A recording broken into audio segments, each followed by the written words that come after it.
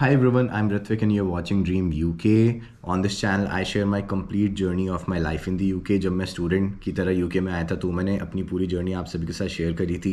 जब मेरी first job लगी थी तब भी मैंने आपको सारी चीज़ें बताई थी पीएसडब्ल्यू से रिलेटेड और यूके में जॉब कैसे सर्च करते हैं, सीवी कैसे बनाते हैं। और अभी रिसेंटली मेरी यूके में वीज़ा स्पॉन्सरशिप भी एप्लीकेशन क्लियर हो गई है फॉर अ मार्केटिंग पोजीशन। तो इसके रिगार्डिंग भी मेरे को आपको एक डिटेल्ड वीडियो बना के देनी है, बिकॉज यूके वीज़ा स्पॉन्सरशिप एक ऐसी चीज़ होती है जो कि मोस्ट लाइकली हर स्टूडेंट का एक गोल होता है, एक ड्रीम होता है उसको अचीव करना। And fortunately I was able to fulfill that goal. So I want to share all my learnings with you so that you can learn from my experiences, you can learn from my mistakes, and you can learn from whatever I did right so that you can replicate the same and then progress in your journey. So ये video का गोल होने वाला है और ये video ना थोड़ी लंबी होगी, तो अगर आपके पास अभी टाइम नहीं है ये वीडियो देखने का तो प्लीज़ इसको सेव कर लेना और दोबारा वापस आके इसको पूरा देखना, बिकॉज इस वीडियो में मैं अपनी पूरी जर्नी शेयर करने वाला हूँ फर्स्ट जॉब से लेके स्पॉन्सरशिप मिलने तक, बिकॉज सारी चीज़ें बहुत ज़्यादा इंटर कनेक्टेड हैं। एंड मैं चाहता हूँ इस वीडियो से ज़्यादा वैल्यू आपको मिले, चाहे थोड़ा टाइम एक्स्ट्रा लग जाए। So please take out some time and then come back to this video अगर आपके पास अभी समय नहीं है। अब देखो, अगर आप आईटी फील्ड में हो तो स्पॉन्सरशिप उतना बड़ा इशू नहीं होता, बिकॉज काफ़ी सारे IT roles shortage occupation list में भी आते हैं, उनकी डिमांड भी बहुत ज़्यादा होती है और कंपनीज आराम से स्पॉन्सर कर भी लेती हैं उनको। इनफैक्ट अगर आप होम एंड केयर सेक्टर के बाहर जाओ, अगर आप कॉरपोरेट वर्ल्ड में जाओ तो जो आईटी रिलेटेड रोल्स हैं उनको ही शायद सबसे ज़्यादा स्पॉन्सरशिप भी मिलती है। मैंने अभी एक रीसेंट डेटा देखा था, तो उनके लिए शायद मेरे एक्सपीरियंसेस और मेरे स्ट्रगल्स उतने रेलेवेंट ना हो, लेकिन जैसे नॉन टेक्निकल फील्ड्स आ जाती हैं थोड़ी, जैसे मार्केटिंग हो गया, एचआर हो गया, मैनेजमेंट हो गया, या फिर और आसपास के फील्ड्स हो गए जहाँ पे स्पॉन्सरशिप उतना रेडिली अवेलेबल नहीं है, तो उन सब के लिए मेरी स्ट्रैटेजी शायद काम आए। सो यही मेरा पर्पस है। एंड इनफैक्ट कुछ लोग पूछते हैं कि मार्केटिंग में स्पॉन्सरशिप मिलना कितना मुश्किल होता है। देखो, काफ़ी ज़्यादा ट्रिकी होता है, काफ़ी ज़्यादा मुश्किल होता है, but I was able to work around it in a very structured manner. In fact जब से मैं यूके में आया हूँ मैंने टोटल 8 जॉब एप्लीकेशंस करी हैं, जिसमें से 4 मेरी क्लियर हो गई थी। एंड जब मेरी जॉब लग चुकी थी उसके बाद मेरी फर्स्ट जॉब जो मास्टर्स के बाद थी, उस जॉब के बाद मैंने 6 और एप्लीकेशंस करी थी, जिनमें से एक मेरी स्पॉन्सरशिप वाली एप्लीकेशन थी जो क्लियर हो गई। सो इन टोटल मैंने 10 जॉब से भी ज़्यादा अप्लाई नहीं करा यूके में, बिकॉज मेरा जो जॉब स्ट्रैटेजी होता है it's very focused, it's very inclined to my past experience. And in fact जब मैं यूके में आया था तो मेरे पास 3.25 साल का एक्सपीरियंस था, एंड जो काम मैंने इंडिया में करा था वो सेम काम मैं यहाँ पे ढूंढ रहा था। And I was trying to sell myself accordingly to the companies. So इस वजह से मेरे को ज़्यादा कंपनीज़ में एप्लीकेशन नहीं करनी पड़ी, बट इसके साथ साथ मेरे पास बहुत सारी लर्निंग्स हैं आपके लिए। देखो, मार्केटिंग में स्पॉन्सरशिप मिलना मुश्किल होता है, बट मैंने सारे एग्जांपल्स देख लिए अलग अलग तरह के, जिसमें जो स्टूडेंट है उसने कोई नॉर्मल जॉब पकड़ी और उसके बाद उसको उसी सेम जॉब को स्पॉन्सरशिप में कन्वर्ट कर दिया। मैंने ऐसे स्टूडेंट भी देखे हैं जिन्होंने अपनी मास्टर्स डिग्री ख़त्म करके सीधा स्पॉन्सर्ड जॉब में स्विच करा without even getting graduate visa. मैं एक एग्जांपल हूँ जिसने एक कंपनी के लिए काम करा ग्रेजुएट वीज़ा पे, लेकिन फिर स्विच करते हुए दूसरी कंपनी में स्पॉन्सरशिप ले ली। और मैंने ऐसे भी लोग देखे हैं जो यूके में स्पॉन्सरशिप अगर नहीं ले पाते तो आसपास की और अच्छी कंट्रीज़ में और बेटर अपॉर्चुनिटीज़ पे स्विच कर जाते हैं दूसरी कंपनी में वर्क वीज़ा लेके। एंड इसके अलावा मेरे पास इसका भी एग्जांपल है कि कोई इंसान यूके में है भी नहीं, वो दूसरी कंट्री से सीधा यूके में मूव हो रहा है मार्केटिंग की वीज़ा स्पॉन्सरशिप में। तो ये जो मैं आपको सारे एग्जाम्पल बता रहा हूँ ना, ये सारे मार्केटिंग रोल से रिलेटेड हैं। बहुत कम लोगों को मार्केटिंग में स्पॉन्सरशिप मिलती है, बट आई थिंक मैंने सारे एग्जाम्पल्स आपके सामने कवर कर दिए हैं कि कैसे कैसे लोगों को स्पॉन्सरशिप मिली है। तो सारे सिनेरियोज पॉसिबल हैं। You just need to be very good at what you are doing and what you will be doing for a company. You need to sell yourself properly, you need to brand yourself properly, and you need to play your cards really well and be street smart. So ये सारी चीज़ें आपको पता होनी चाहिए, आपको आनी चाहिए, तो आपके लिए चीज़ें थोड़ी आसान हो जाएंगी। अब देखो मैं अपनी जर्नी थोड़ी आपके साथ शेयर करता हूँ। 2022 में अप्रैल के टाइम से मैंने मार्च अप्रैल के टाइम से मैंने अपनी जॉब सर्च स्टार्ट कर दी थी, जब मेरी मास्टर्स चल रही थी, बिकॉज उस टाइम सेकेंड सेमेस्टर खत्म हुआ था और जो डिसर्टेशन से पहले जो ब्रेक आता है वो आया हुआ था। तो उस टाइम मैंने जॉब सर्च स्टार्ट करी थी। rather than applying for jobs I was reaching out to relevant people.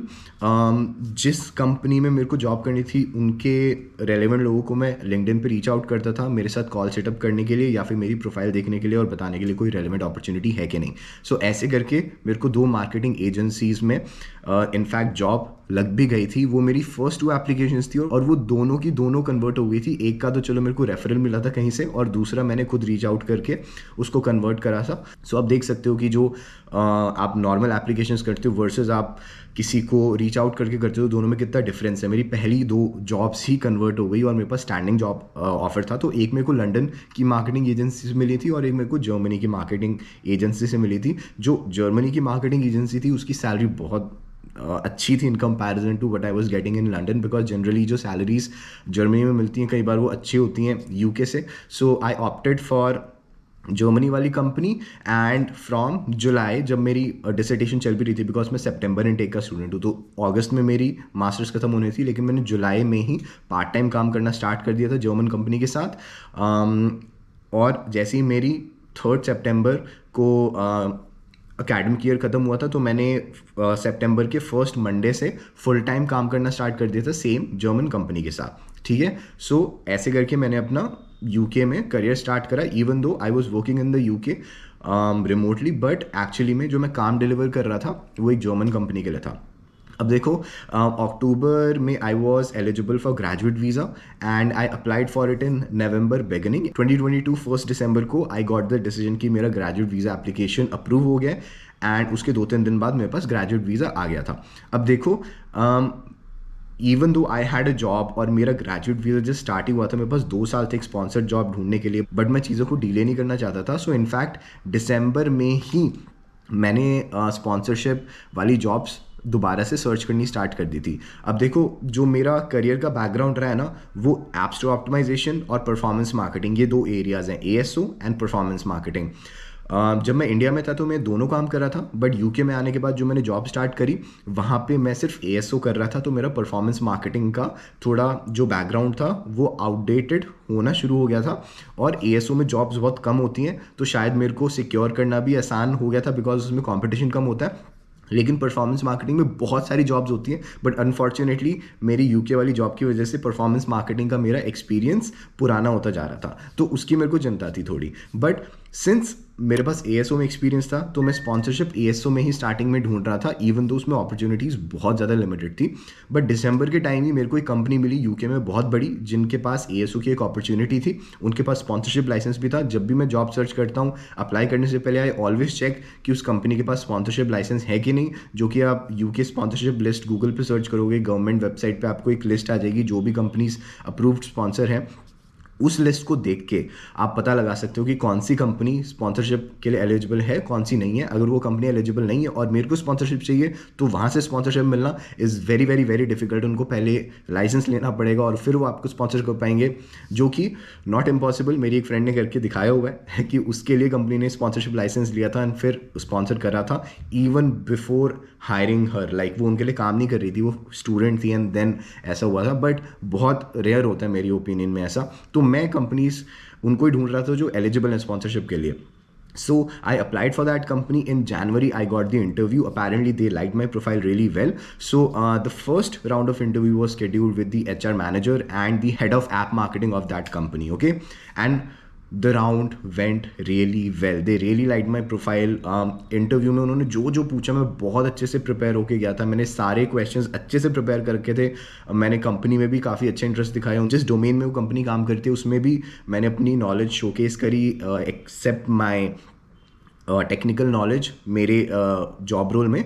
तो उन्होंने मेरे को बोला कि ये इतना अच्छा राउंड है, शायद हमें नेक्स्ट राउंड करने की ज़रूरत भी ना पड़े, but still we will do it just for the sake of it. So उन्होंने मेरे को एक असाइनमेंट दिया, उस असाइनमेंट में मैंने दिन रात लगा दिया, बिकॉज अगैन अगर आपको हिंट मिल रहा है कहीं से स्पॉन्सरशिप मिलेगा, और इनफैक्ट इंटरव्यू के दौरान ही उन्होंने बोला कि उनके पास स्पॉन्सरशिप लाइसेंस है and if I clear the interview they will give me the sponsorship. So for me it was like amazing. मेरे को ग्रेजुएट वीज़ा मिला ही था, लेकिन उसके स्टार्टिंग में ही आई हैड द अपॉर्चुनिटी कि मेरे को यूके में स्पॉन्सरशिप मिल जाए। So it was the goal. So मैंने अपनी सारी एनर्जी लगा दी उसके लिए प्रिपेयर करने में, दिन रात एक कर दिए, and I prepared the best version of an assignment that I could prepare, और वो मैंने उनको भेज दिया।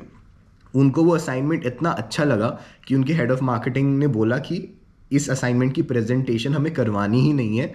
उन्होंने मेरे को फ़ोन करा और जॉब ऑफ़र कर दी। अब जब एचआर का मेरे पास कॉल आया, वो बोलती कि आपको हम जॉब तो ऑफ़र कर रहे हैं, बट जैसे कि हमने पहले बोला था कि आपको हम यूके में स्पॉन्सर कर देंगे, हम आपको नहीं कर पाएंगे, बिकॉज जो आपकी एएसओ वाली पोजीशन है जिसमें आपको जॉब हम दे रहे हैं, ये यूके वीज़ा स्पॉन्सरशिप में इश्यूज़ क्रिएट कर सकती है। बिकॉज जो गवर्नमेंट है उनको शायद समझना है कि एक मार्केटिंग पोजीशन है, जिसकी वजह से जो आपका जॉब टाइटल है उनको कन्फ्यूजन होगी और एप्लीकेशन रिजेक्ट हो सकती है, और इससे कंपनी को भी रिस्क है पैसे लूज़ करने का या फिर स्पॉन्सरशिप ना दे पाने का। तो इस वजह से उन्होंने मेरे को वो ऑफ़र करा रोल माल्टा में इंस्टेड ऑफ यूके, क्योंकि उन्होंने बोला माल्टा में टैक्सेस भी कम है, वहाँ पे उनकी एंटिटी भी है और वहाँ पे वीज़ा भी अच्छे से सॉर्ट हो जाएगा, वो रीलोकेशन सपोर्ट भी देंगे। बट मैंने वो ऑफ़र रिजेक्ट कर दिया। But I was in touch with them for 2 months, और मैंने पूरी कोशिश करी उनको कन्विंस करने की कि देखो ये रोल चाहे इसके नाम में मार्केटिंग नहीं है, बट ये मार्केटिंग है, जो गवर्नमेंट की गाइडलाइंस है मार्केटिंग रोल जो है उसकी डिस्क्रिप्शन के हिसाब से जो गवर्नमेंट होती है उन्होंने हर अप्रूव्ड रोल के लिए एक डिस्क्रिप्शन दी होती है कि जो भी स्पॉन्सरशिप के लिए अप्रूव्ड रोल्स हैं उनमें क्या क्या काम करना चाहिए। सो जो उसमें डिस्क्रिप्शन थी उसमें बहुत सारे पॉइंट थे जिससे मेरा एएसओ वाला रोल भी अलाइन हो रहा था। तो मैंने उनसे 1-2 महीने तक बात करी, इनफैक्ट उनके हेड ऑफ एचआर तक बात पहुंच गई थी, वो जिनसे मेरी मीटिंग्स होती थी। इनफैक्ट मेरी एक दोस्त की स्पॉन्सरशिप भी लगी थी एडिनबरा में, उसने भी मेरी काफ़ी हेल्प करी, बिकॉज वो भी एचआर में ही थी, तो उनको नॉलेज थी काफ़ी सारी चीज़ की। और आपको तो पता है मैं भी यूट्यूब पे बहुत वीडियोस बनाता हूँ, तो मैं भी गवर्नमेंट रिसोर्सेज अच्छे से पढ़ता हूँ, तो मेरे को भी बहुत नॉलेज है इन सब चीज़ों की। तो मैंने बहुत कन्विंस करने की कोशिश करी, 2 महीने तक बात भी चली। बट जिस दिन मैं इंडिया से यूके वापस जा रहा था उनको फ़ोन कॉल आया कि कंपनी इतना रिस्क नहीं ले सकती, तो उन्होंने वो मेरे को स्पॉन्सर नहीं करा। अब इस पॉइंट पे मैं काफ़ी ज़्यादा परेशान हो गया था, बिकॉज मेरा जॉब रोल अभी जो चल रहा था जिस कंपनी में वो एएसओ का था, और मैं एएसओ का ही जॉब रोल ढूंढ रहा था बिकॉज उसमें मेरा रीसेंट एक्सपीरियंस है। बट कंपनी ने ये बोल दिया कि आपकी स्पॉन्सरशिप इसलिए नहीं हो सकती बिकॉज आपका जॉब रोल एएसओ है। तो मेरे को ये टेंशन हो गई थी कि ये प्रॉब्लम इसमें तो आई, चलो ठीक है जो हो गया सो हो गया, बट अब आगे वाली जॉब एप्लीकेशंस में भी तो सेम प्रॉब्लम आ सकती है। अगर दूसरी कंपनीज एएसओ जॉब के लिए स्पॉन्सर करने को ट्राई भी करेंगी तो वहाँ पे भी रिजेक्शन के चांसेस हैं। तो ये मेरे को एक बहुत अर्ली साइन मिला, तो इसलिए मेरे को काफ़ी बेनिफिट हुआ। मेरे को ऐसा लगता है इवन दो मेरे को जॉब नहीं मिल पाई, दुख भी काफ़ी हुआ था, बट उसकी पॉजिटिव साइड ये थी, since I started applying very early, मैंने बहुत दिसंबर 2022 में मेरे को ग्रेजुएट वीज़ा मिला था, और जनवरी फरवरी 2023 इनफैक्ट 2-3 महीने के अंदर अंदर ग्रेजुएट वीज़ा मिलने के मेरे को समझ आ गया था कि एएसओ जॉब्स के अंदर स्पॉन्सरशिप मिलना मुश्किल होगा, राइट। बट उसके बाद आई ट्राइड कि मेरी कंपनी ही मुझे किसी तरह स्पॉन्सर कर दे जिसके अंडर मैं काम कर रहा हूँ, जो कि जर्मनी में थी।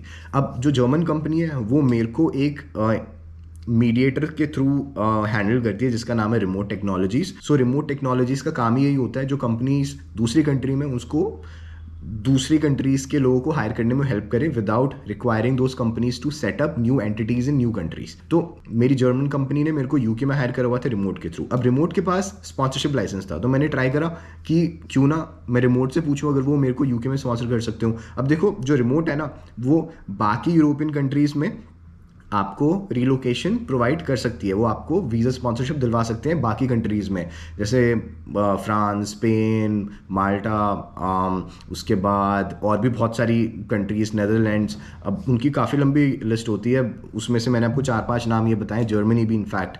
तो उनसे मैंने बात करी, बट उन्होंने कहा कि यूके में पॉसिबल नहीं हो पाएगा, और in the coming future they don't see themselves sponsoring visas in the UK for some reason. ठीक है, so what I did was, मैंने कहा कि रिमोट की और भी कंपेटिटर कंपनीज हो सकती हैं जो मुझे वीज़ा स्पॉन्सरशिप दिला सकती हैं, तो मेरे को पहले अपनी कंपनी को कन्विंस करना पड़ा कि रिमोट के अलावा भी कोई ऑप्शन एक्सप्लोर करें। और उस कन्विंसिंग में ऐसा नहीं होता कि आप उन्हें प्लीज़ प्लीज़ प्लीज़ बोलो, आपको अपनी परफॉर्मेंस कंपनी में बहुत अच्छी रखनी पड़ती है, आपको काम काफ़ी डेडिकेशन के साथ करना पड़ता है ताकि कंपनी भी आपके लिए एक्स्ट्रा एफर्ट करे आपको रिटेन करने के लिए, आपकी बातें सुनने के लिए। So I was working very hard. I was constantly communicating this situation to my manager and asking her कि अगर ऐसे ऐसे पॉसिबल हो सकता है कि नहीं. So जो मैं काम कर रहा था उसका आउटपुट भी आ रहा था. सो दे इनिशियली अग्रीड कि चलो दूसरे वेंडर्स भी देखते हैं, रिमोट के कंपेटिटर्स. तो 2 कंपेटिटर्स हमें मिले, मैं उनके नाम रिवील नहीं करूँगा फॉर सम रीजंस, जो गया मैं आपको बाद में बताऊँगा. तो उन्होंने बोला वो यूके में वीज़ा स्पॉन्सर कर सकते हैं. अब यूके में उन्होंने बोला तो वीज़ा स्पॉन्सर कर सकते हैं, but the money that they were asking was too much. और मेरी कंपनी ने बोला था सिंस मेरे को यूके में रहना है और ये मेरा डिसीजन है, तो जो भी इसमें कॉस्ट आएगी वो मेरे को पे करनी पड़ेगी. तो जो पहली कंपनी थी उसने बोला कि they will charge around 10 to 15 lakh rupees, 10 to 15,000 pounds to get visa sponsorship, और वो भी शायद 3 साल की. 5 साल की तो और महंगी थी. और जो दूसरी कंपनी थी वो 8-9 लाख रुपए चार्ज कर रही थी. So it was a big amount for me, but somehow मैंने अपनी कंपनी को पूरी सिचुएशन समझाई. तो उन्होंने कुछ हफ्ते बाद मेरे को बताया कि वो पार्शियली कंपनी उस अमाउंट को कवर भी कर सकती है. तो कंपनी अग्रीड कि वो 7-8 हज़ार पाउंड्स तक खुद कवर कर लेंगी, उसके ऊपर जो होगा वो मेरे को पे करना पड़ेगा. At one point of time मैं मान भी गया था, क्योंकि मेरे को लगा था यूके में स्पॉन्सरशिप मिलना इज़ मच बेटर कि मेरे को जर्मनी मूव होना पड़े या इंडिया वापस जाना पड़े. ठीक है, क्योंकि मेरे को अपनी कंपनी में काम अच्छा लग रहा था. ऐसा नहीं था कि मेरे को छोड़ने का मन था, काम अच्छा था. It was just that UK में स्पॉन्सरशिप नहीं मिल रही थी. ठीक है, लेकिन उसके बाद हुआ क्या कि मेरी कंपनी ने रिमोट से भी दोबारा बात करी कि अगर दूसरी कंपनीज कर सकती हैं तो आप क्यों नहीं कर सकते. उस पॉइंट पे रिमोट ने मेरी कंपनी को बताया कि जो दूसरी कंपनीज आपको स्पॉन्सरशिप दिलवा रही हैं that's not a legal way to go about it, because home office के डॉक्यूमेंट्स पे क्लियरली लिखा हुआ है कि कोई थर्ड पार्टी एक एम्प्लॉय को स्पॉन्सर नहीं कर सकती अगर वो एम्प्लॉय किसी और के लिए काम करे. तो फॉर एग्जाम्पल अगर रिमोट ने मेरे को यूके में हायर कर रखे अभी, वो इसलिए कर रखे क्योंकि मेरे पास वर्किंग राइट्स हैं on graduate visa. It's a self sponsored visa. But अगर रिमोट मेरे को वीज़ा स्पॉन्सरशिप देना चाहे उस केस में मेरे पास वो ऑप्शन नहीं होगा, because as per home office मैं काम रिमोट के लिए नहीं कर रहा हूँ, मैं काम अपनी जर्मन कंपनी के लिए कर रहा हूँ. राइट. सो होम ऑफिस कहेगा कि इस केस में रिमोट एक एम्प्लॉय को स्पॉन्सर करना चाह रहा है जो कि रिमोट के लिए काम नहीं करेगा, एक थर्ड पार्टी के लिए काम करेगा. तो उस एम्प्लॉय की रिस्पॉन्सिबिलिटी रिमोट पे नहीं आती, उसकी अकाउंटेबिलिटी रिमोट पे नहीं आती, और रिमोट उसे मैनेज भी नहीं कर सकता उसके काम को. सो ये चीज़ अलाउड नहीं है गवर्नमेंट के रूल्स में. तभी स्टार्टिंग में भी रिमोट स्पॉन्सर नहीं कर पा रहा था. रिमोट सिर्फ अपने खुद के एम्प्लॉयज़ को स्पॉन्सर कर सकते हैं, वो दूसरी कंपनीज़ को जो हायर करवा रहे हैं उनको नहीं स्पॉन्सर कर सकते. तो ये मेरे को पता कैसे चला, मेरी मैनेजर ने मेरे को बोला था एचआर मान गई है, वो आपका वीज़ा स्पॉन्सरशिप करवा देंगी, आप उनसे बात कर लो. सो आई वॉज वेरी एक्साइटेड. और उन्होंने बोला था कि मेरे बताना मत कि मैंने आपको बताया कि एचआर से मेरी बात हुई. अब मैंने एचआर के साथ कॉल करी तो I was in the state of accepting कि वो मेरे को यूके में स्पॉन्सरशिप दे देंगे. बट जब उसने मेरे को बात बताई, उसकी एक्चुअली में बात हुई थी रिमोट से, ये वाली जो मैंने आपको बताई, और उसने मेरे को ये बताया कि वो नहीं कर पाएंगे. सो इतनी हार्ट ब्रेकिंग मोमेंट थी, बिकॉज जो मेरे को सुनना था उस टाइम उसका बिल्कुल ऑपोजिट मेरे को सुनने में मिला. और मेरी कंपनी ने बोला सिंस ये एक इलीगल चीज़ है, वो इस चीज़ में इंडल्ज नहीं होना चाहेंगे.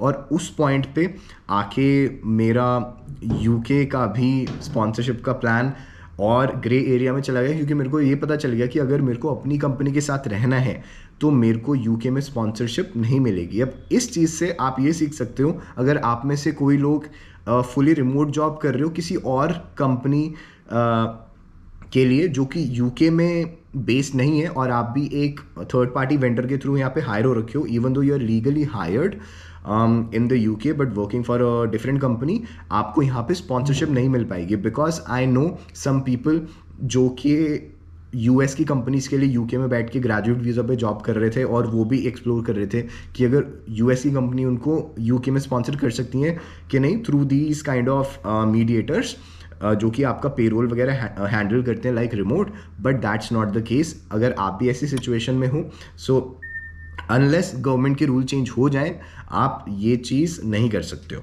ठीक है. इसके बाद ये सब होते होते मई 2023 आ गया था. अभी भी ग्रेजुएट वीज़ा स्टार्ट हुए कुछ 6 महीने ही हुए थे. So I had like 1.5 years to figure out what I have to do.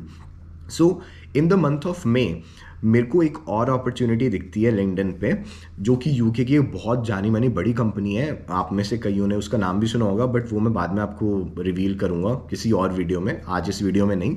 वहाँ पे मेरे को एक रोल मिला जिसके टाइटल में मार्केटिंग था, और उसकी जॉब डिस्क्रिप्शन में उनको एएसओ भी चाहिए था और परफॉर्मेंस मार्केटिंग भी चाहिए था। एएसओ तो मैं कर ही रहा था, और परफॉर्मेंस मार्केटिंग का मेरे पास 3.25 साल का एक्सपीरियंस था। सो ये अपॉर्चुनिटी मेरे को लगा कि ये परफेक्ट है मेरे लिए। जितना वो उन्होंने एक्सपीरियंस मांगा था उतना एक्सपीरियंस उससे ज़्यादा ही था मेरे पास, काफ़ी एक्सपीरियंस, और मेरे को सब कुछ आता था जो उसकी जॉब डिस्क्रिप्शन में लिखा हुआ था।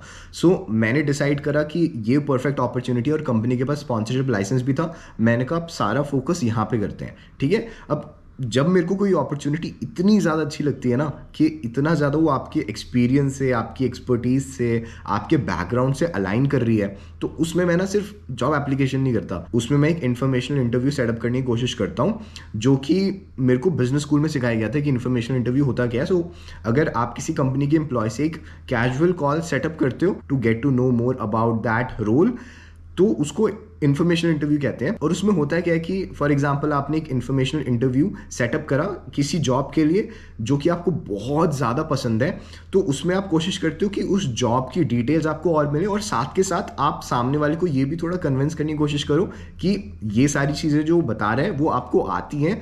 अपने पास्ट एक्सपीरियंसेस के बेसिस पे अपने थोड़े एग्जाम्पल्स दो, ताकि प्रॉबेबली वो बंदा आपको एक रेफरल दे दे उस जॉब पोजीशन के लिए, ताकि आपकी इंटरव्यू प्रोसेस और स्मूथ हो जाए। और रेफरल नहीं भी मिलता तो आपको उस जॉब के लिए और डिटेल्स मिल जाएं, ताकि अगर आप सिमिलर जॉब्स के लिए फ्यूचर में अप्लाई करो या उसी जॉब के लिए अप्लाई करो, आपके लिए इंटरव्यू में आसानी हो, ठीक है। तो इसका ये बहुत ज़्यादा फ़ायदा होता है। तो मैंने एक इन्फॉर्मेशनल इंटरव्यू सेटअप करने की कोशिश करी। वहाँ पे जो उनके मार्केटिंग टीम में रेलेवेंट लोग थे, ऐप मार्केटिंग डिपार्टमेंट में, उनको मैंने रीच आउट करा, और एक बंदे ने अग्री कर लिया इन्फॉर्मेशनल इंटरव्यू सेटअप करने के लिए। सो आप में से कुछ लोग सोचेंगे कि एक इन्फॉर्मेशनल इंटरव्यू सेटअप कैसे होता है। It's very easy.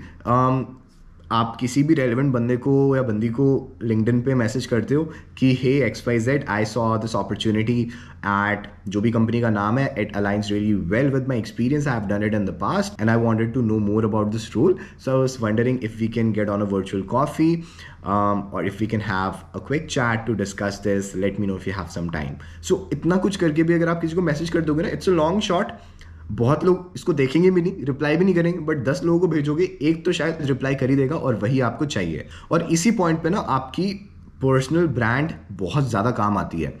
सिंस आप एक इंसान को, अनजान आदमी या अनजान इंसान को एक प्लेटफॉर्म पे रीच आउट कर रहे हो, लिंक्डइन पे रीच आउट कर रहे हो, तो जब उसको आपका मैसेज मिलेगा सबसे पहले क्या करेगा, आपकी लिंक्डइन प्रोफाइल देखेगा। अब इस केस में आपकी लिंक्डइन प्रोफाइल अच्छी होना बहुत बहुत ज़्यादा इंपॉर्टेंट है। मैंने खुद की लिंक्डइन प्रोफाइल पे काफ़ी साल काम करा है उसको एक अच्छी शेप में लाने के लिए। आप मेरी लिंक्डइन प्रोफाइल देख सकते हो और खुद जज कर सकते हो कैसी है। मैं बड़ाई नहीं कर रहा हूँ, बट मेरे हिसाब से मैंने अपनी लिंक्डइन प्रोफाइल अच्छी बना रखी है। सो उस लिंक्डइन प्रोफाइल से मेरे को बहुत ज़्यादा फायदा हुआ, क्योंकि अगर कोई भी इस प्रोफाइल को देखता है ना, तो उसको लगता है कि हाँ, इसके पास अच्छा एक्सपीरियंस है, इसका अच्छा बैकग्राउंड रहा है, इसको नॉलेज है चीज़ों की, इसने कुछ ऐसी चीज़ें कर रखी हैं जो कि शायद हर किसी ने नहीं कर रखी होती। सो आप भी कोशिश करो कि आपकी लिंक्डइन प्रोफाइल स्टैंड आउट करे, बिकॉज ऐसा होगा तो इन्फॉर्मेशनल इंटरव्यू सिक्योर करना आपके लिए आसान हो जाएगा। तो मैंने उस कंपनी में इन्फॉर्मेशन इंटरव्यू सेटअप करा, और मेरे को कॉल मिल गई, और फिर कॉल हुई। लगभग 1 घंटे की डिस्कशन थी। उन्होंने बहुत सारे मुझसे क्वेश्चंस पूछे, जिसके मैंने सारे नोट्स बना लिए। मैंने उनके जवाब भी अच्छे से दिए। फिर मैंने भी कंपनी के बारे में बहुत सारे क्वेश्चंस पूछे। तो overall it was a very positive chat. और उन्होंने बोला कि देखो, स्पॉन्सरशिप मिलना मुश्किल है, maybe it might not be possible, because generally marketing roles के लिए स्पॉन्सर नहीं करते हैं, but they will still talk to the HR। उन्होंने HR से बात करी और बोला इन द मीन टाइम आप CV और कवर लेटर बना के जॉब के लिए अप्लाई कर दो, एंड आई डिड दैट। मैंने अच्छे से CV पे टाइम स्पेंड कर, अच्छे से कवर लेटर पे टाइम स्पेंड करा, और फिर जॉब के लिए अप्लाई कर दिया। लेकिन फिर HR ने कॉल भी स्केड्यूल कर दी। फॉर सम रीज़न मेरे को लगा स्पॉन्सर कर देंगे, बिकॉज कॉल सेटअप हुई है, नहीं तो स्ट्रेट अवे मना कर देते। बट जिस दिन इंटरव्यू था उसी दिन इनफैक्ट HR का मेल आता है कि उनको पता चला कि मुझे स्पॉन्सरशिप चाहिए होगी, एंड सिंस वो मार्केटिंग रोल्स को स्पॉन्सर नहीं करते, या फिर वो इस रोल को स्पॉन्सर नहीं करना चाहते, वो इंटरव्यू ही कैंसिल कर रहे हैं। So again it was a heartbreaking moment for me. And इस पॉइंट पर मुझे शायद लगा था कि मेरे को UK में स्पॉन्सरशिप मिल ही नहीं पाएगी, बिकॉज इवन दो मैंने कम रोल्स के लिए अप्लाई करा था, बट मैंने बहुत ज़्यादा रेलिवेंट रोल्स के लिए अप्लाई करा था जिन कंपनीज में स्पॉन्सरशिप लाइसेंस था। एक ने तो अग्री कर लिया था स्पॉन्सर करेंगे, ऑफर लेटर मिल गया था, फिर प्रॉब्लम आ गई थी। और यहाँ पे इन्फॉर्मेशन इंटरव्यू इतना अच्छा गया, जिनको मैंने अपनी वैल्यू भी प्रूव करी, जिनको मैंने अपनी वैल्यू भी प्रूव करी, लेकिन वहाँ से भी मेरे को स्पॉन्सरशिप नहीं मिल पाई। तो मेरे को लगा इट्स अ साइन कि अब मेरे को जर्मनी जाना है। सो मैंने लाइफ इन जर्मनी वगैरह की वीडियोज़ देखनी स्टार्ट कर दी और कोशिश करा कि मेरी अभी वाली कंपनी में जर्मन वीज़ा की प्रोसेस थोड़ी आगे बढ़े और मैं उनसे एक कॉन्क्रीट रिस्पॉन्स ले लूँ कि मेरे को स्पॉन्सरशिप मिलेगी। ठीक है, अब इसमें होता क्या है कि यूक्रेन रशिया के बीच में कॉन्फ्लिक्ट चल रहा है, ठीक है, और जर्मनी में रिसेशन आ रखे है और इकोनॉमीज़ वर्ल्ड वाइड काफ़ी, आपको पता है कि पिछले साल इतनी सारी कंपनीज़ की जीडीपी एकदम फ्लैट हो गई थी, कोई ग्रोथ ही नहीं थी। ठीक है, तो इससे हुआ क्या कि मेरी कंपनी में भी इम्पैक्ट आया। जो नए क्लाइंट्स थे उनको सिक्योर करना मुश्किल हो गया था और जो करंट क्लाइंट्स थे उनको रिटेन करना मुश्किल हो गया था। तो बिजनेस डाउन जा रहा था और कंपनी ने हायरिंग फ्रीज कर दी और इस सब में जो जर्मनी मूव होने वाली भी एप्लीकेशंस थी ना, उनको भी पॉज कर दिया, बिकॉज हमारी कंपनी में जो सैलरी मिलती है ना, वो बेस्ड ऑन आपकी लोकेशन मिलती है, बेस्ड ऑन आपकी परचेजिंग पावर पैरिटी मिलती है कंट्री की। तो अगर आप सेम रोल पे इंडिया में तो आपको कम सैलरी मिलेगी और सेम रोल अगर आप जर्मनी में तो ज़्यादा सैलरी मिलेगी, बट आफ्टर डिडक्टिंग आपके लाइफ एक्सपेंडिचर, लिविंग एक्सपेंडिचर, तो वो ऑलमोस्ट सेविंग्स सेम ही पड़ती हैं, ज़्यादा उनमें फ़र्क नहीं होता, बिकॉज वो सैलरीज ही इस हिसाब से बनाते हैं कि चाहे आपको कम मिले या ज़्यादा मिले, कहीं जिस जगह पे आप रह रहे हो उस जगह के हिसाब से वो एक फेयर सैलरी हो। ठीक है, तो कई लोग जो जर्मनी में मूव होना चाहते थे उनकी सैलरी बढ़ रही थी क्योंकि वो एक may be not that rich country से रिच कंट्री में जा रहे थे। लेकिन मेरा केस अलग था, सिंस मैं यूके से जर्मनी जा रहा था, मेरी सैलरी चेंज नहीं होने वाली थी। सो बाकी सब लोगों की एप्लीकेशन रिजेक्ट हो गई। एक इंसान की तो 6 महीने से बात चल रही थी, उसकी वीज़ा भी प्रोसेसिंग में था, वो भी रिवोक कर लिया गया। तो इस वजह से मेरे को भी काफ़ी डर लग रहा था कि मेरा जर्मनी में हो पाएगा कि नहीं। लेकिन मेरी मैनेजर बहुत अच्छी थी, इवन दो वो नोटिस पीरियड में थी, शी मेड श्योर कि मेरे को जर्मनी वाली जो अपॉर्चुनिटी है वो ज़रूर मिले। एंड मेरे को एक्चुअली में मिली भी। मेरे को आई थिंक सितंबर अक्टूबर तक कंफर्मेशन मिल गई थी कि 2023 सितंबर अक्टूबर 2023 में मेरे को कंफर्मेशन मिल गई थी कि मेरे को जर्मनी का वो वीज़ा करवा देंगे। और मेरे को एक नया जॉब कॉन्ट्रैक्ट भी उन्होंने दे दिया था जो जर्मनी के हिसाब से था, जिसमें एक साइड जर्मन होती है, एक साइड इंग्लिश होती है, और उसमें पूरा जर्मन लेबर लॉज के हिसाब से सारे कंडीशंस होते हैं। सो वो भी मैंने सेकेंड वीक ऑफ अक्टूबर तक साइन कर दिया था। तो at one point it was decided कि अब मैं जर्मनी जा रहा हूँ।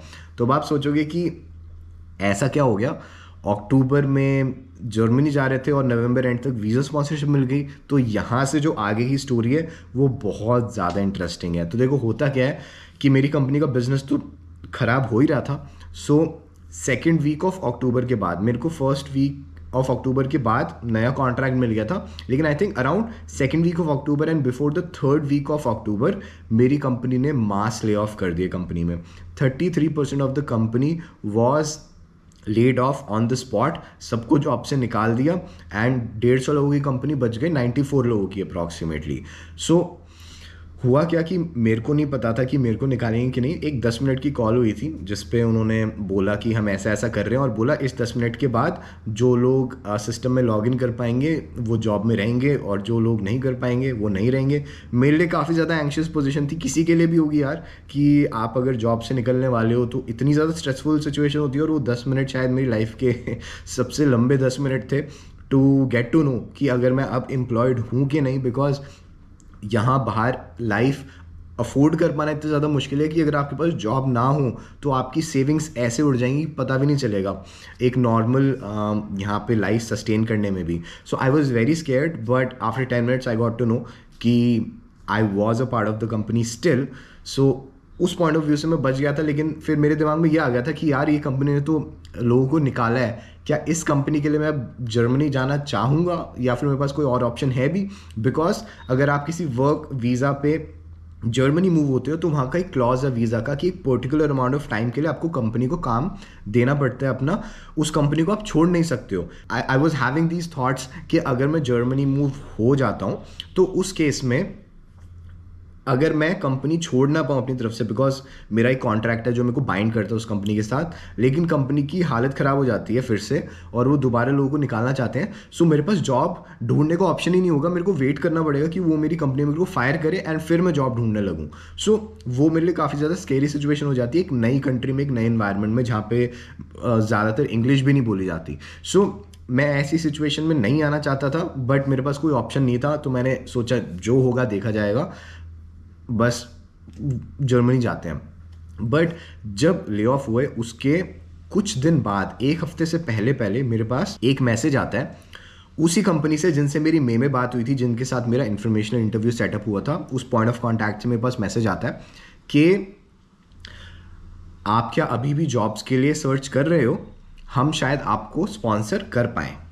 So that was a big moment for मी. काफ़ी ज़्यादा मैं सरप्राइज था कि टाइमिंग देखो, जब मेरे को सबसे ज़्यादा ज़रूरत थी एक जॉब की तभी ये सब हुआ है. कई बार आपको लगता है ना कि God is there, someone is out there who is looking after you. I felt like that कि इतनी ज़्यादा मतलब अनएक्सपेक्टेड टाइमिंग थी, क्योंकि मई में बात हुई थी, लगभग 4-5 महीने हुए थे इस कॉन्वर्सेशन को, लेकिन उन्होंने बोला कि हम 1 साल से इस पोजीशन को फिल करने की कोशिश कर रहे हैं, कोई भी हमें सही बंदा नहीं मिला है, तो क्या आप फिर से इसके लिए अप्लाई करना चाहोगे, हम शायद स्पॉन्सर कर पाएँ. अब इस स्टोरी को मैं आगे बढ़ाऊँ इससे पहले मैं आपको एक और डिटेल देना चाहता हूँ कि जब मेरी कंपनी में ले ऑफ नहीं हुए थे उससे पहले भी, जब मेरा फाइनल हो गया था कि मेरे को जर्मनी जाना है, मैंने एक फाइनल शॉट दिया था कि चलो जिस लंदन की मार्केटिंग एजेंसी में मेरा, जब मैं डिसर्टेशन करने वाला था तब हुआ था, जिसको छोड़ के मैंने जर्मन कंपनी ज्वाइन करी थी, उनके सीईओ को मैं फिर से रीच आउट करता हूँ कि वहाँ पे मुझे स्पॉन्सरशिप अगर मिल जाए या वहाँ पे मेरे को जॉब मिल जाए तो. एंड उनके CEO, he was a very nice guy, he got on a call with me, he try to understand my situation. उन्होंने बोला कि उनकी कंपनी में बात चल रही है स्पॉन्सरशिप लाइसेंस की, क्योंकि कुछ लोगों को चाहिए, बट अभी उन्होंने डिसाइड नहीं करा कि उनको लाइसेंस वो जाएंगे कि नहीं, उसके लिए वो लेंगे कि नहीं इस लाइसेंस, तो वो मेरे को एक हफ्ते में बताएंगे. सो एक हफ्ते में उन्होंने बताया कि वो स्पॉन्सरशिप लाइसेंस नहीं लेने वाले हैं, but at the same time जब हमारी बात हुई थी तो मैंने उनको कुछ बताया था कि कुछ प्रोजेक्ट्स पे जो मैं काम कर रहा हूँ जो उनको इंटरेस्टिंग लगे थे. सो उन्होंने रिक्वेस्ट करा कि अगर मैं उनके साथ एक और कॉल सेटअप कर सकता हूँ to discuss about those projects, just to give them some thoughts to think about, कि वो इन चीज़ों में भी काम कर सकते हैं. तो मैंने उनके साथ एक ऐसे ही कॉल सेटअप कर ली थी, इवन दो मेरे को पता था कि यहाँ से स्पॉन्सरशिप नहीं मिलने वाली है, बट आउट ऑफ गुडविल मैंने सोचा कि ठीक है, ये सीईओ हैं, इतने बड़े लोग हैं इंडस्ट्री में, काफ़ी नाम है इनका, तो इनके साथ एक कॉल सेटअप करते हैं. अगर इनको मेरी थोड़ी हेल्प चाहिए, कुछ चीज़ें जाननी है, तो इसमें मेरा कुछ जान ही रहा है. In fact I am getting to make good connection with this person. ठीक है, तो मैंने उनके साथ कॉल सेटअप करी, उनको कॉल अच्छी लगी. उनके सीटीओ भी थे उस कॉल पे, चीफ टेक्निकल ऑफिसर, जिन्होंने मेरी बात सुनी और मेरी रिकमेंडेशंस को नोट डाउन किया. एंड देन जो सीईओ थे उन्होंने मेरे को बोला कि मेरे को जॉब सर्च में यूके में कोई भी हेल्प चाहिए हो, मैं उनको रीच आउट करूं, वो अपनी तरफ से कोशिश करेंगे कुछ कर सकते हो. तो अगर यूके में आपको कोई बंदा कोई बोल रहा है ना यूके का सिटीजन, तो I guess it's a big thing which I took in a very positive way. तो अब होता क्या है कि जो मे वाली कंपनी थी इन्फॉर्मेशन इंटरव्यू वाली, वहाँ से मेरे को मैसेज आता है ले ऑफ होने के बाद, और जो पॉइंट ऑफ कॉन्टैक्ट होता है ना, मैं उसकी लिंक्डइन प्रोफाइल देखता हूँ. उसकी लिंक्डइन प्रोफाइल में मेरे को पता चलता है कि ये बंदा एक मार्केटिंग डिपार्टमेंट लीड कर रहा था उस सीईओ की कंपनी में, जहाँ पे मेरे को डिसर्टेशन के टाइम लंदन में जॉब ऑफर मिला था, और जिसने मेरे को बोला था कि मैं आपकी जॉब सर्च में हेल्प कर सकता हूँ अगर आपको कुछ चाहिए हो तो. एंड उसने मेरे उस पॉइंट ऑफ कॉन्टैक्ट ने उस मार्केटिंग एजेंसी में 2 साल तक काम करा हुआ था. सो ये भी एक एक्स्ट्रा ऑर्डिनरी चीज़ हुई. तो मैंने वो जो लंदन वाले मार्केटिंग कंपनी के सीईओ थे, मैंने उनको बोला कि ऐसी सिचुएशन है, मेरे पास एक ही अपॉर्चुनिटी है, अगर मैं यूके में रह पाऊंगा तो शायद इसी जॉब अपॉर्चुनिटी के वजह से रह पाऊंगा, नहीं तो मेरे को जर्मनी जाना पड़ेगा. अगर आप मेरे को इस जॉब के लिए रेकमेंड कर सकते हो तो प्लीज़ कर दो. तो उन्होंने मेरे को रेकमेंड करा उस पॉइंट ऑफ कॉन्टैक्ट को कि कुछ तो बोला होगा कि ये बंदा सही है, इसको पता है, काम वाम आता है इसको. और बाद में मेरे को उन्होंने रिप्लाई भी करा कि वो जो पॉइंट ऑफ कॉन्टैक्ट था उसने वो उनकी एक्सेप्ट कर ली recommendation, and he took it in a positive way. So that was something good that happened.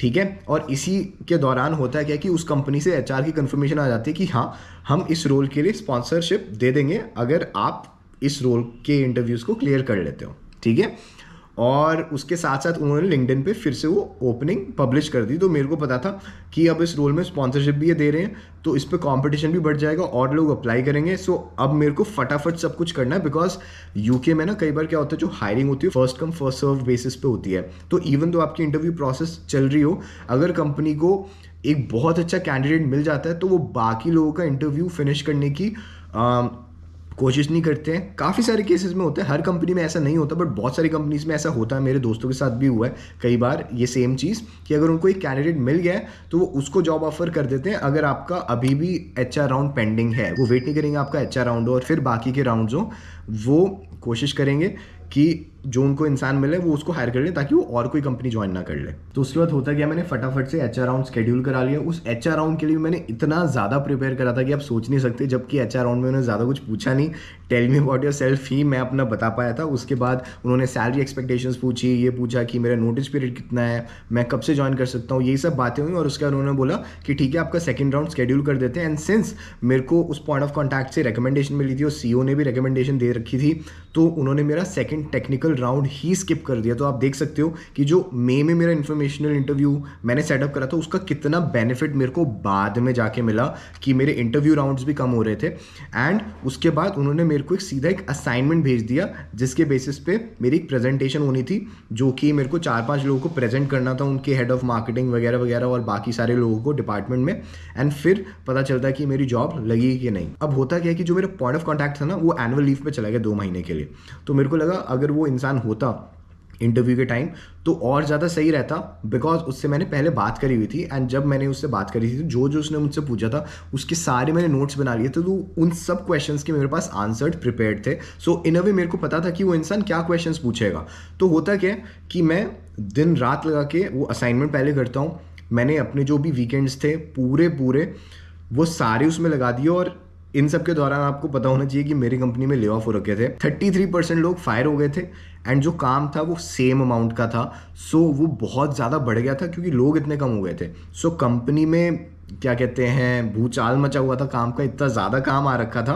और उसके साथ साथ मेरे को पूरा डेडिकेशन के साथ ये इंटरव्यू के लिए प्रिपेयर करना पड़ रहा था। इसके लिए मेरे को बैक एक हो गई, नेक एक हो गई। I was not feeling well physically also, but still मेरे को पता था कि बस ये एक ही अपॉर्चुनिटी है, इसमें जो हो सकता है, इसको मैं लाइटली नहीं ले सकता। So after office I use to spend all my time to prepare for it.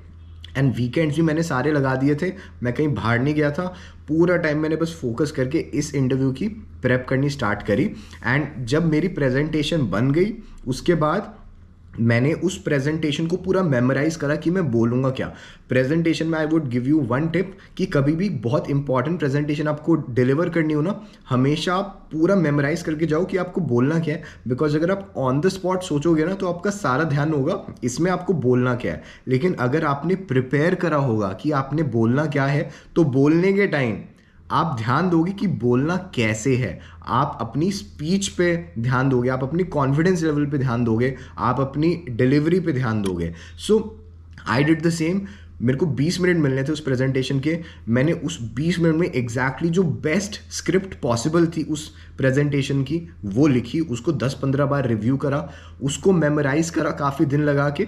Because apparently हुआ क्या कि जो पॉइंट ऑफ कॉन्टैक्ट जो था वो 2 हफ्ते के लिए एनुअल लीव पे था। पता नहीं क्या हुआ, एक दिन इंटरव्यू रीस्केड्यूल हो गया टाइमिंग के इश्यूज़ की वजह से, और दूसरे दिन इंटरव्यू रीस्केड्यूल हो गया, कोई अवेलेबल नहीं था। तो इनफैक्ट जो इंटरव्यू था वो 2 हफ्ते से डिले हो गया।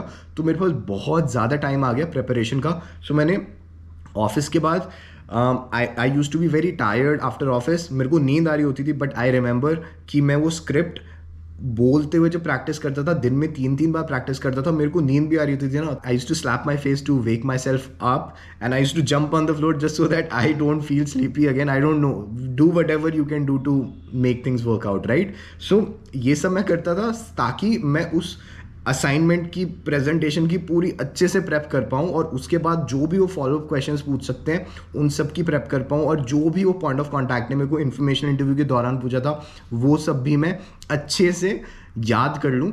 सो ये सारी चीज़ें मैंने करी। फिर प्रेजेंटेशन का दिन आया, बहुत अच्छी प्रेजेंटेशन गई।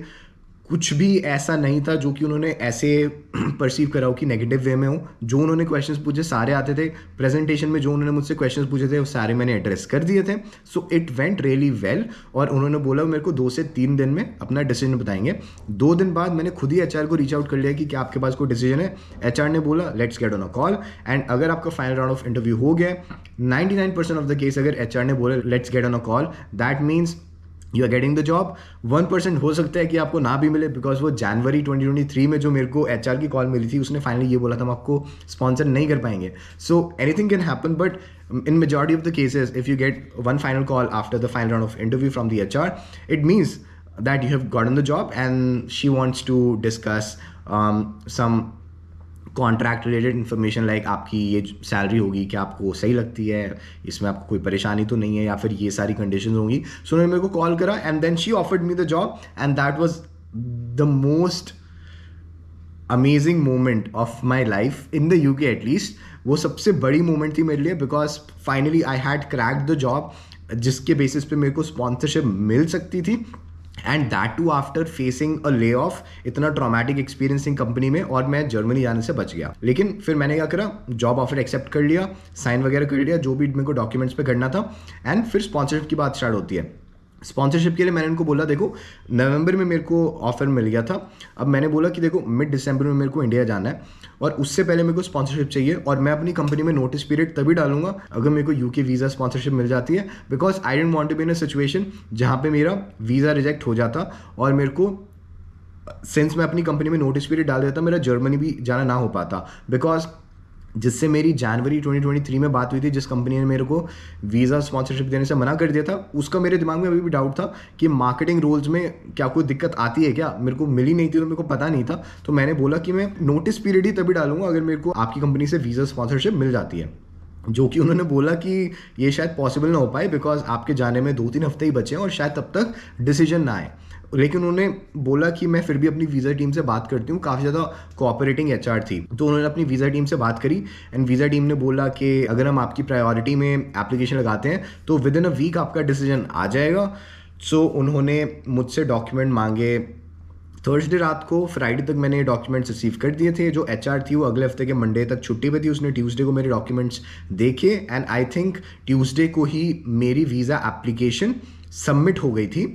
एंड ट्यूसडे को मेरी वीज़ा एप्लीकेशन सबमिट हुई ऑन प्रायोरिटी, जिसका डिसीजन 1 हफ्ते में आ जाना चाहिए, और मेरा 2 दिन के अंदर अंदर डिसीजन आ गया। थर्सडे को मेरे को वीज़ा स्पॉन्सरशिप मिल गई। जब मेरी ड्राफ्ट एप्लीकेशन वीज़ा टीम ने भेजी थी मुझे, तो उसमें एसओसी कोड गलत डाला हुआ था जिसकी वजह से रिजेक्शन या कुछ प्रॉब्लम आ सकती थी।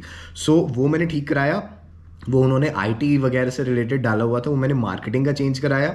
एसओसी कोड पे शायद मैं फिर से कभी वीडियो बनाऊंगा आप सभी के लिए, लेकिन वो मैंने ठीक करा दिया था। 2 दिन में मेरा डिसीजन आ गया कि मेरी वीज़ा स्पॉन्सरशिप एप्लीकेशन अप्रूव हो गई है, और उसके 4-5 दिन बाद मेरे पास मेरा नया बीआरपी भी आ गया था, जिसके बाद मैंने वीडियो बनाई थी कि मेरे को वीज़ा स्पॉन्सरशिप मिल गई है और मैं इंडिया जा रहा हूँ घूमने।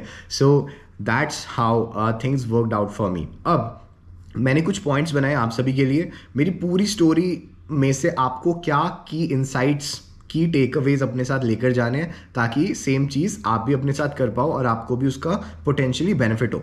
तो सबसे पहले आता है कि मेरा माइंडसेट ये होता था कि मैं एक जॉब के लिए तभी अप्लाई करूंगा अगर वो मुझे स्पॉन्सर कर पाएंगे, या फिर एचआर राउंड में ही मैं उनको बता दूंगा कि मेरे को स्पॉन्सरशिप चाहिए, कर सकते हो तो करो, नहीं तो नहीं। क्योंकि मेरे पास एक बैकअप ऑप्शन था कि मैं जर्मनी जा रहा हूँ, लेकिन बैकअप ऑप्शन भी खराब हो सकते हैं, जैसे मेरी कंपनी में हुआ।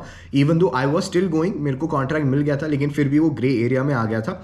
लेकिन अगर आप अपनी वैल्यू किसी को पूरी इंटरव्यू प्रोसेस में प्रूव करते हो तो एंड में शायद स्पॉन्सरशिप के लिए मान जाए। लेकिन अगर आप उनको स्टार्टिंग में ये बोल दोगे कि आपको स्पॉन्सरशिप चाहिए तभी आप नेक्स्ट राउंड में जाओगे, तो शायद आपकी बात ना बने। सो मैं फ्लेक्सिबल नहीं था, बट मैं आपको रेकमेंड करूंगा कि आप फ्लेक्सिबल रहो। स्टार्टिंग में आप उनको बोलो आपके पास ग्रेजुएट वीज़ा है, आप उनके लिए काम कर सकते हो विदाउट स्पॉन्सरशिप। लेकिन अगर आपका final round of interview clear हो जाता है और उनके पास स्पॉन्सरशिप लाइसेंस है, तो try to negotiate with them कि आप उनसे स्पॉन्सरशिप अभी ले लो। तो जो नेक्स्ट पॉइंट है वो है कि आपके पास अपनी डोमेन नॉलेज बहुत ज़्यादा स्ट्रांग होनी चाहिए। जो भी आप जॉब अप्लाई करना चाहते हो उस रोल के बारे में आपको इन एंड आउट पता होना चाहिए। उस इंडस्ट्री में क्या चल रहा है, उसमें कितना एक्सपीरियंस चाहिए होता है, क्या क्या चीज़ें करनी होती हैं, वो सारी आपको पता हो।